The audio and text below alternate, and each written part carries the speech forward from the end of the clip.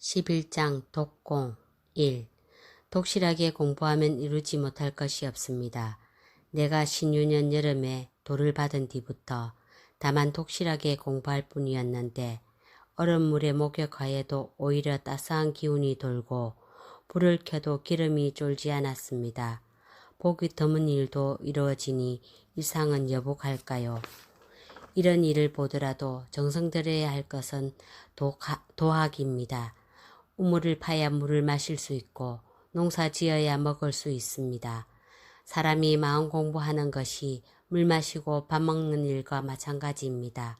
곡식을 여러 창고에 저장하는 것도 반드시 밭 한 일항에서 시작하듯이 많은 재물을 모으는 것도 반드시 한 시장으로부터 되듯이 덕이 모든 생명을 은택하게 하는 것도 반드시 한 마음에서 시작하는 것입니다. 2. 도에 대한 한결같은 생각을 줄일 때 밥 생각하듯이 추울 때 옷 생각하듯이 목마를 때 물 생각하듯이 하소서. 부귀한 자가 도를 닦겠습니까? 권력 있는 자가 도를 닦겠습니까? 유식한 자가 도를 닦겠습니까? 가진 게 많은 사람은 삶을 바꾸려 하지 않습니다. 오히려 가난하고 천한 사람이라도 진리에 대한 정성만 있으면 도를 닦을 수 있습니다. 3. 배우는 것은 반드시 폭넓게 하고 묻는 것은 반드시 자세히 하고 행하는 것은 반드시 독실하게 하세요. 만일 3년 만에 진리를 보는 눈이 밝지 못하고 마음 바탕이 신령하지 못하면 이것은 진리에 대한 정성과 믿음이 없기 때문입니다. 정성이 있고 믿음이 있으면 돌을 굴려 산에 올리기도 쉽지만 정성이 없고 믿음이 없으면 돌을 굴려 산에서 내리기도 어렵습니다. 공부하는 것의 쉽고 어려움도 이와 같습니다. 4.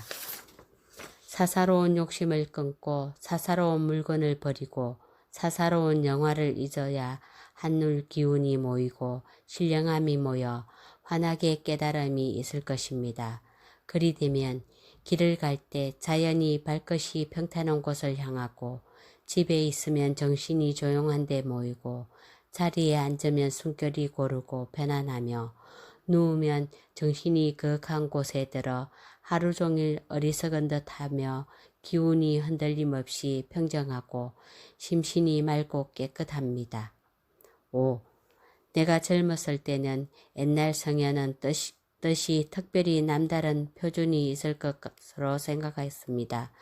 하지만 한번 대선생님을 뵙고 마음 공부를 한 뒤 별다른 사람이 아님을 처음 알았습니다. 다만 마음을 정하고 정하지 못한 차이일 뿐입니다. 효수님금처럼 덕으로 일을 행하고 공자와 맹자 같은 성현의 마음을 쓰면 누가 요순이 아니며 누가 공맹이 아니겠습니까? 여러분은 내 이 말을 바탕으로 스스로 굳세게 하여 쉬지 않은 것이 옳습니다. 그렇게 하여 나는 비록 통하지 못했으나 여러분은 먼저 대도를 통하기 바랍니다. 6. 천박한 견문과 식견으로 도의 근본을 알지도 못하면서 문득 내가 아노라 하는 사람이 있습니다. 이런 사람과 무슨 말을 하겠습니까? 그저 좋게 한번 웃고 맙니다. 사람들이 다 제갈량과 강태공을 도통했다고 하는데 내가 생각하기엔 정말 도통한 게 아닙니다.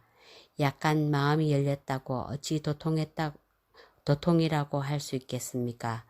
천지와 더불어 그 덕에 합하여 능히 천지조화를 행할 수 있어야 바야흐로 도통하였다 할 수 있을 것입니다. 도통은 모두 하고 싶어 하면서 지금 소행을 보면 작은 물질적 이익만 알고 도를 따르는 큰 이익은 알지 못하니 탄식스럽고 애석한 일입니다.